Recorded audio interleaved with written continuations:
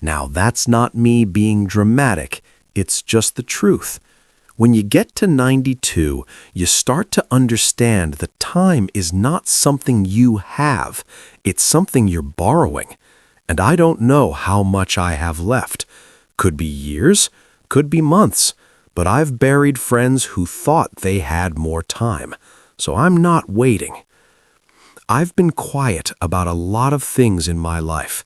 Some of them I was proud of, some of them I was ashamed of, and some of them I just didn't understand until it was too late. But if you'll give me a little of your time, I want to share what I've learned. Not from books, not from motivational posters, from 92 years of living, of messing up, of loving, of losing, of sitting in quiet rooms after everyone else had gone home. Let me start with this. The first thing I need to tell you is that almost everything you're worrying about right now won't matter. I don't say that to dismiss your problems. I remember being 25 and feeling like one mistake would ruin my entire future. I remember being 40 and thinking if I didn't get that promotion, I'd failed my family. I remember being 60 and terrified that I hadn't saved enough, done enough, been enough. But at 92, I struggled to remember the names of the people I was competing with. You know what I do remember? The night my daughter couldn't sleep because of a thunderstorm and she crawled into our bed. I remember the way my wife used to hum when she cooked. I remember my father's hands, big, rough hands, teaching me how to tie a tie before my first job interview. I don't remember the quarterly reports. I don't remember the arguments about office politics. I don't remember the brand of car I was so proud to buy. You're trading peace for things that won't survive your memory. And I did it too. I spent years trying to prove I was important, trying to look successful, trying to make sure nobody thought I was behind. Here's the hard truth. Nobody is keeping score the way you think they are. People are too busy worrying about themselves. If I could go back, I would have risked embarrassment more often. I would have asked the girl to dance instead of standing against the wall pretending I didn't care.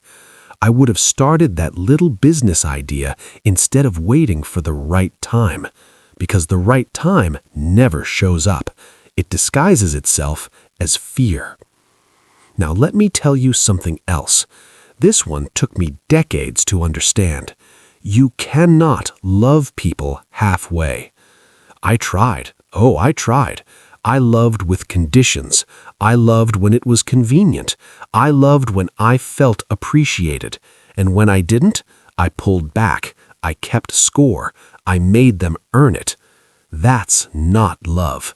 That's negotiation. And negotiation has no place in a family. I remember a fight I had with my brother. We didn't speak for 7 years. 7. Do you know how fast 7 years goes? I missed birthdays. I missed his son learning to walk, all because I wanted to be right. And here's the part that hurts. When we finally made up, it wasn't because we solved the argument. It was because we were tired of being alone. We could have done that 7 years earlier. If you're holding on to pride right now, let me gently tell you something. Pride is expensive. It charges interest, and it collects in time, not money. Call the person. Apologize even if you're only 10% wrong. Life is too short to win arguments and lose people. Now, the third thing I need to tell you is about money. I grew up with very little, so when I finally started earning, I held on to every dollar like it was oxygen. I thought money would make me feel safe, and in some ways it did, but safety can turn into a cage. I skipped trips because I didn't want to spend. I delayed experiences because I thought I'd enjoy them later. I said no to simple pleasures because I was afraid of running out. And now, I would trade a significant chunk of what's left in my bank account for one more ordinary Saturday with my wife. Money is a tool. It is not a scoreboard. It is not a shield against death. And it is definitely not a substitute for presence. Use it to create memories, not just security. I'm not telling you to be reckless.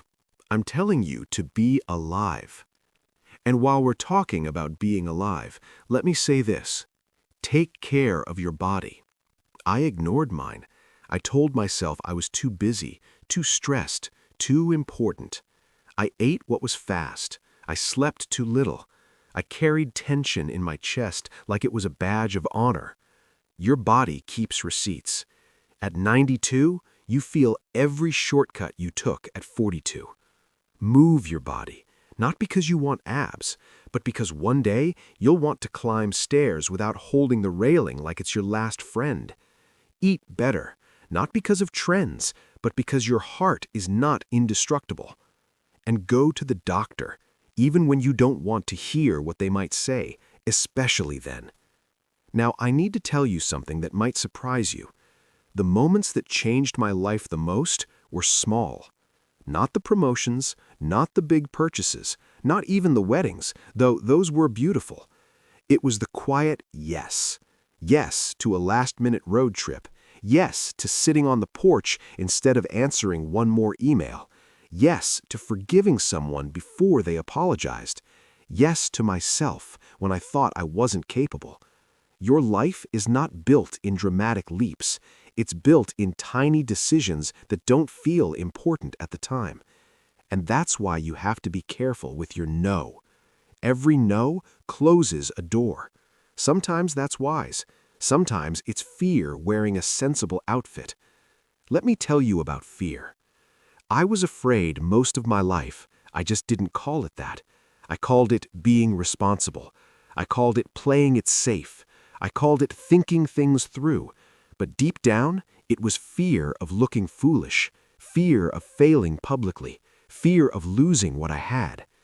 And do you know what 92 years has taught me? You lose it anyway. Your youth goes. Your strength changes. People you love leave this world. The house that once felt loud becomes quiet. So if loss is guaranteed, why not risk something meaningful along the way? Start the thing, say the thing, wear the ridiculous hat, dance at the wedding, tell your child you're proud of them, tell your partner you're scared sometimes. Vulnerability feels dangerous, but isolation is deadlier. I spent years pretending I had everything under control, and you know what that got me? Loneliness in rooms full of people who would have understood if I had just been honest. You don't have to be impressive to be loved. You just have to be real. Now, I'm not saying I regret my whole life. I've had joy, deep joy. I've held babies who grew into adults. I've laughed so hard I couldn't breathe. I've watched sunsets that made me feel small in the best way. But at 92, the filter disappears. You see what mattered and what didn't. And here's something that might be hard to hear. Most of what we chase is borrowed desire. We want things because other people want them. We chase goals because they look good from the outside. We exhaust ourselves climbing ladders that are leaning against walls we never chose. Pause. Ask yourself, who told you that was success? Was it you, or was it fear of being left behind? If I could sit across from my 30-year-old self, I wouldn't lecture him. I'd just ask him one question. Are you building a life you'll want to remember? Because one day, memory is all you get. I'm 92. I move slower. I forget names sometimes. I've said goodbye more times than I care to count. But I still wake up grateful. Not because everything was perfect. It wasn't. I made mistakes. I hurt people. I missed chances. But I loved. And in the end, that's the only thing that stretches across decades without shrinking. Before I go, there's more I need to tell you. Things I wish someone had told me when I still thought 92 was impossibly far away. If you want to hear the rest, just tell me to continue. And if this has meant something to you, hold on to it. Share it with someone who needs to hear it. I'll be right here for the next part. I missed games because of meetings. I missed dinners because of deadlines. I told myself I was doing it for them, and in many ways I was. I wanted to provide. I wanted security. But when my son was grown, do you know what he remembered? Not the bigger house. He remembered the one time I skipped work to watch him play in a school recital. He remembered me teaching him to ride a bike. He remembered when I sat at the edge of his bed and admitted I didn't have all the answers. Presence beats perfection every time. And if your kids are already grown, it's not too late. Call them, ask about their day, tell them stories about when you were scared at their age. Let them see you as a person, not just a provider. Now let me say something about aging. It's not just your body that slows down. It's your illusions. You stop believing you're invincible. You stop assuming you'll fix everything tomorrow. You stop pretending you have endless time to repair broken relationships. And strangely, that clarity is peaceful. I'm not afraid of death the way I used to be. I'm more afraid of leaving things unsaid. So here's one more thing I need to tell you. Tell people what they mean to you while they can still hear it. Don't save your kind words for funerals. I've sat at too many of them.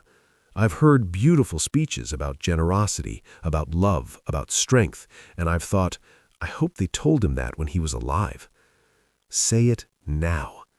Tell your friend you admire their courage. Tell your sister she's stronger than she knows. Tell your spouse you'd choose them again. You think they know. Maybe they do. But say it anyway. And let me confess something personal before I finish. For years, I thought being strong meant not crying, not asking for help, not showing weakness. At 92, I cry at commercials, and I don't apologize for it. Strength isn't silence. It's honesty. It's saying, I'm struggling. It's saying, I need you. It's saying, I was wrong. If I could gift you anything from these 92 years, it wouldn't be money. It wouldn't be advice about investments or careers. It would be urgency. Not panic, not pressure, just a gentle urgency to live on purpose. Don't postpone joy. Don't delay forgiveness. Don't ration affection. Don't wait to become who you already are. Because one day, if you're lucky, you'll be 92, sitting in a quiet room, looking back. And the question won't be, how much did I accumulate? It will be, did I love well? Did I show up? Did I have the courage to be myself? I'm 92, and I don't know how many mornings I have left. But I know this.